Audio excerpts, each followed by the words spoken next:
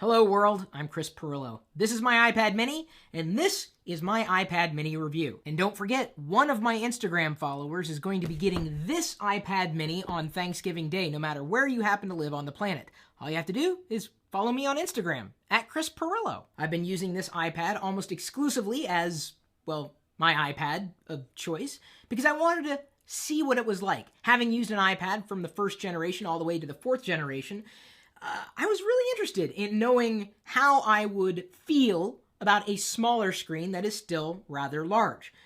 Of course, if you've looked up the specs, you know that the iPad mini measures 7.9 compared to the classic iPad measuring 9.7. See, they just transposed the numbers. Easy way to keep those numbers straight. Yes, this is an iPad, but smaller than the iPad that you were used to, and that's exactly what the experience is. Some people have gone as far as to say the size of this iPad, the iPad mini, is the size the iPad should have been all along.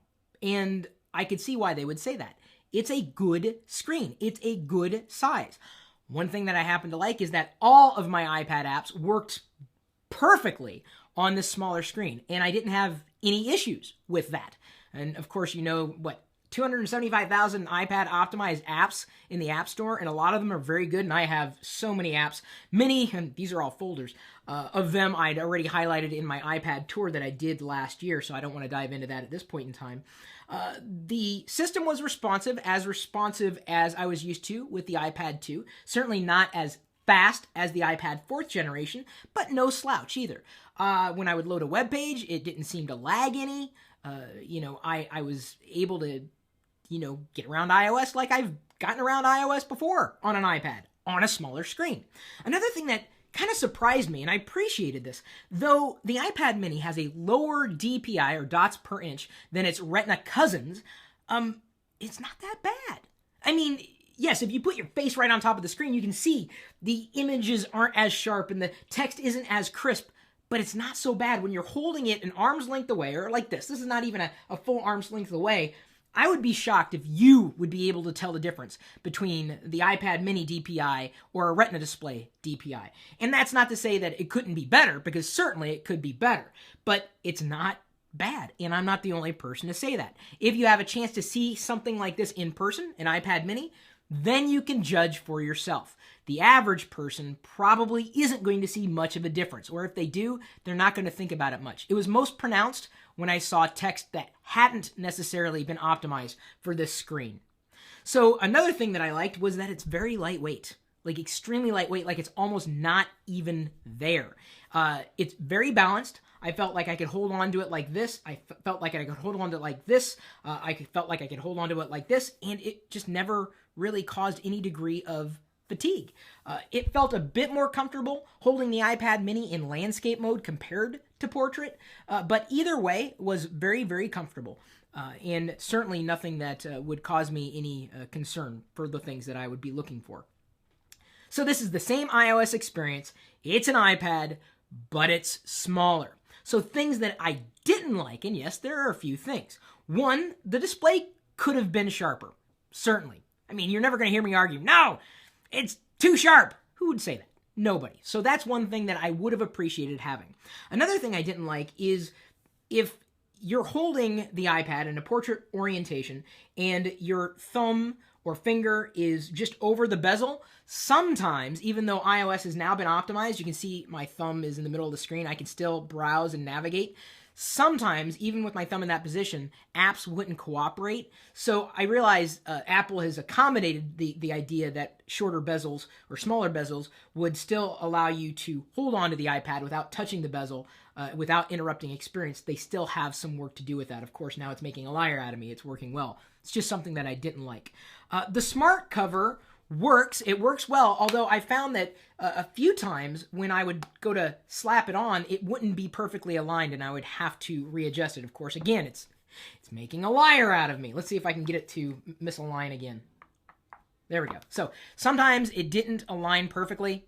I mean, oh gosh, you're just going over every little detail. Well, I'm just saying that's something that I didn't like. Another thing I didn't like, and I'm going to see if I can better demonstrate this here. The smart cover, and this is really less about the iPad's issue and more about the smart cover's issue in relation to the iPad, it wasn't very sturdy. So as I was tapping around, if I'm on a web page typing in text, I would find that the iPad would bounce a bit. There'd be almost too much wobble in the iPad with this particular smart cover. I wish Apple did a better job, or could do a better job with the smart cover. So that's less about an iPad shortcoming, more about the iPad accessory shortcoming. I guess those two things. But there's still things to keep in mind.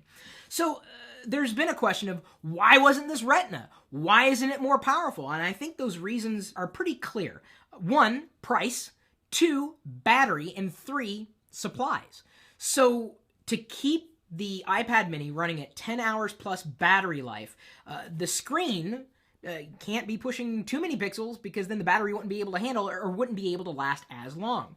And then, of course, price too, because a higher DPI display is likely to cost more. And then, of course, supplies. Apple's already having issues keeping up with demand across their product lines. So I do believe that this is one of the reasons why the iPad mini shipped in the state that it did, with the screen resolution, screen size, battery, etc. So in the future, I would certainly expect to see a Retina display iPad mini. That being said, if you're interested in the iPad mini and Retina isn't that important to you, or you can't see the difference between the two, because many people can't, don't let that hold you back from getting an iPad mini today, if it's in your budget. That being said, when the next iPad mini is released, it's my belief that they'll still continue to sell the first generation iPad minis at a lower price, much like they have the iPad 2, as Apple continues to sell that at a lower rate than the, what would you call it, the leading iPad 4th generation. So I would expect to see the same thing happen. And then this iPad mini, this first gen iPad mini, may come closer to the $200 mark. But it's still a good machine, even at $329. Another thing that I would expect to see in the future is, and I'm trying to figure out how to explain this and make the point very clear.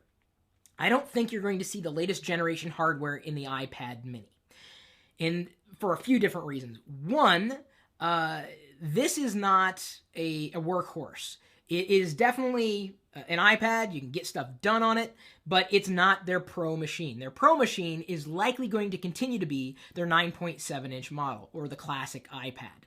I think you're always going to see the processor running 1 or 2 generations behind in the iPad mini, if only because it's smaller. So as the battery technology advances, in order for Apple to boast a longer battery life in the classic iPads, the 9.7-inch iPads, it has to have a bigger battery. Well, if they're wanting to keep this small and lightweight, that battery has to be placed in lockstep with a processor that's going to be able to keep it at the same battery or performance level. So that's one of the reasons why I do believe you're never going to see the latest gen processor in the latest version of an iPad mini. I do believe the target audience is females, but as a guy, I have liked the iPad mini. It definitely gets a pass for me. One of my, I would say, best tablet experiences. This is every bit a computer as any other computer that I've used, and I've been happy. But I'm not the only one who's been happy with it. Diana has something to say about the iPad mini too. I love it.